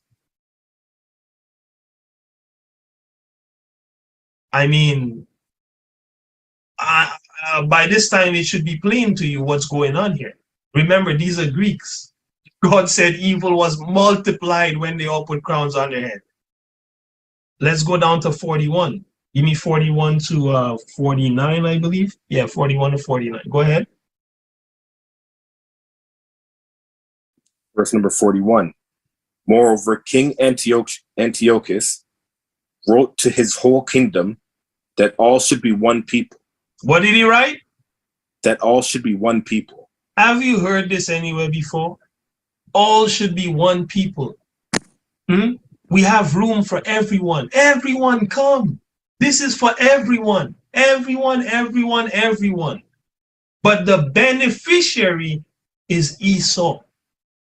He telling all of y'all come so you can be in bondage to him and pay tribute to his coffers so he can rise and you can fall. Generation after generation after generation. It's a trick. That all should be one people. Now watch the conditions. 42. Verse number 42. And everyone should leave his laws. So all the heathen agreed according to the commandment of the king. So you hear the condition? For you to be a Babylonian, an Egyptian, a damn Edomite, a Greek, all of y'all gotta leave your laws. But what if the laws you have are the laws of God? You have to leave your laws. So what result is that gonna be for you? Slavery. That's the result of that for you, Israel. Watch what happened in 43. Verse number 43. Yea, many also of the Israelites consented to his religion and sacrificed unto idols and profaned the Sabbath. Sound familiar? Go ahead. For the king had sent letters by messengers unto Jerusalem and the cities of Judah, that they should follow the strange laws of the land. The strange laws of the land. Go ahead. And forbid burnt offerings and sacrifice and drink offerings in the temple. Right. And that they should profane the Sabbaths and festival days. And that's what Esau teaches you to do. Buy on the Sabbath. Don't keep any of the Lord's feasts, but keep Easter and Christmas and all the wicked feasts that God said don't keep in Jeremiah 17:4. Go ahead. Verse 46. And pollute the sanctuary and holy people. Set up altars and groves and chapels of idols and sacrifice swine's flesh and unclean beasts. Right. That they should also leave their children uncircumcised, right, and make their souls abominable with all manner of uncleanliness and profanation. Yeah, so hold on. So this goes into when you leave your children uncircumcised, we know that circumcision is not of the flesh, but of the heart, which means the mind. So Esau wants control of your child's mind. To do what? Make their souls abominable with all manner of uncleanliness. To teach them that this transsexual, homosexual, like just nastiness is okay. In fact, they're brave for being that way. That's what Esau want to teach your children, man. Right? To make their souls abominable, man. And verse 49 is the kicker. 49. To the end they might forget the law and change all the ordinances. You hear that? The man wants you to forget the law, man, of the Most High. And remember, transgression of the law is sin. So if you forget the law, you're a sinner.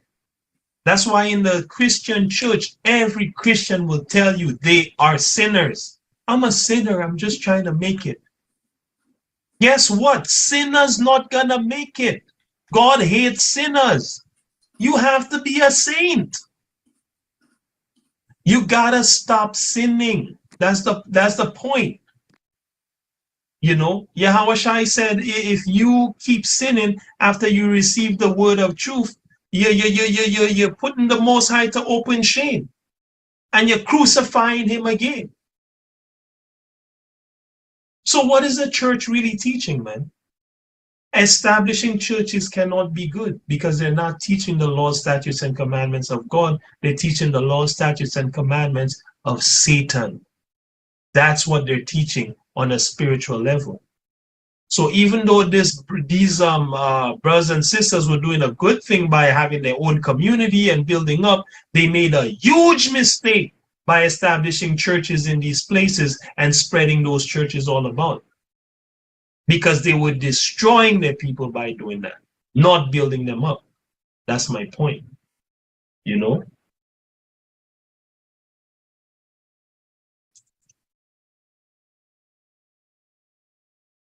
I want to address the fact that they went and taught the women to vote, right? And then I think we'll wrap for today because I don't want the lesson to be too long, and we'll do part 2 next week. Yeah, we'll open for questions if people have questions, and then we'll wrap for today and then continue next week, Lord willing. Go to Deuteronomy 17 and verse 15, because the sister said they thought I think the brother said, I don't remember who said it, but they said that he taught the women to vote, and he celebrated it like it was a good thing, right? Deuteronomy 17 and verse 15. This is the book of Deuteronomy, chapter 17 and verse number 15. Thou shalt in any wise set him king over thee, whom the Lord thy God shall choose. One from among thy brethren shalt thou set king over thee. Thou mayest not set a stranger over thee, which is not thy brother. Do you see that? So there's a couple of things going on here. It says, set a person king over you who Yahweh chooses, right? And they have to be from among your brethren, right? Now, in this voting system, you're going to learn in the documentary that they started voting Israelites into office. But you'll also learn that the Most High started punishing them for doing that, right? We'll learn all about that next week, Lord willing. But the point is this: which prophet came and told these Israelites in America, hey, listen, man, the Most High said, this is the person that you're going to choose to rule over you, and you listen to that guy, right? That didn't happen, right? They went and trusted in the ways of the Egyptians, the Greeks, in order to deliver them from destruction. And guess what? It brought more destruction upon them. They put the sisters in danger by teaching them how to vote. You understand? Because what you're going to learn in the documentary is that the KKK started lynching people, beating people up, taking people away, shooting people for them going to the polls to vote, man. And you have our sisters going to these places, right? To put in a vote in a system that was designed to destroy them, right? They shouldn't have been doing that. 2nd Ezra 16, right? 2nd Ezra 16. Verse 69. So this shows you when you consent unto the ways of the heathen, you don't get no benefit from it. You get a boot on your neck.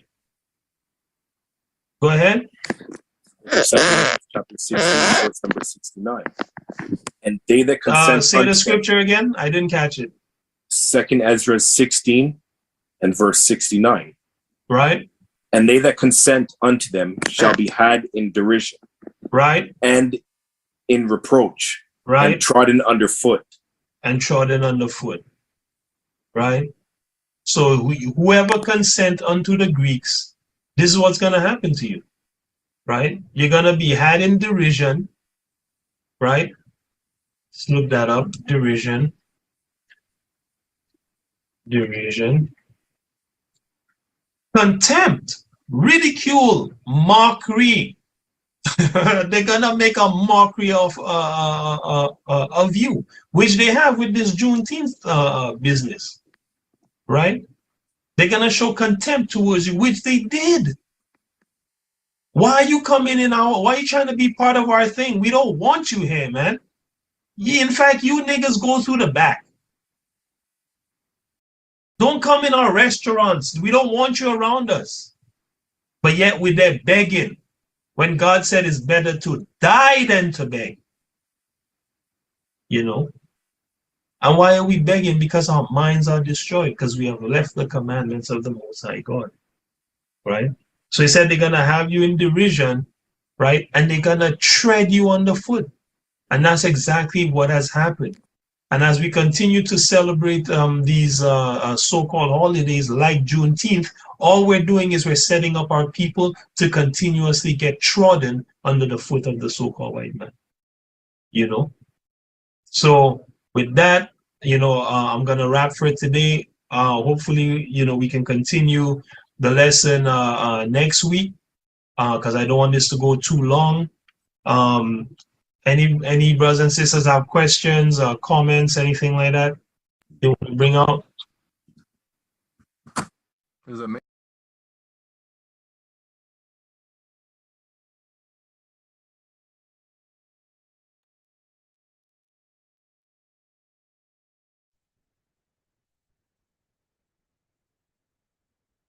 Whoa, hot, hot, hot. There you go. Yeah, Shalom Israel. That's what we got for today. That's what we got for today. You guys can open up the lines. Oh, for the people that joined us on YouTube, thanks for stopping by. This is just part one. The channel has the other two parts. If you just search the channel, you'll get it. If you're interested in walking with the Most High so that you can get to the kingdom, especially you so-called Negroes, getting back to your true heritage, of course, follow the channel and begin to keep the commandments. Begin to keep the commandments and follow the channel so you can learn how to keep the Most High's commandments in spirit and truth, because that's all we're concerned with here.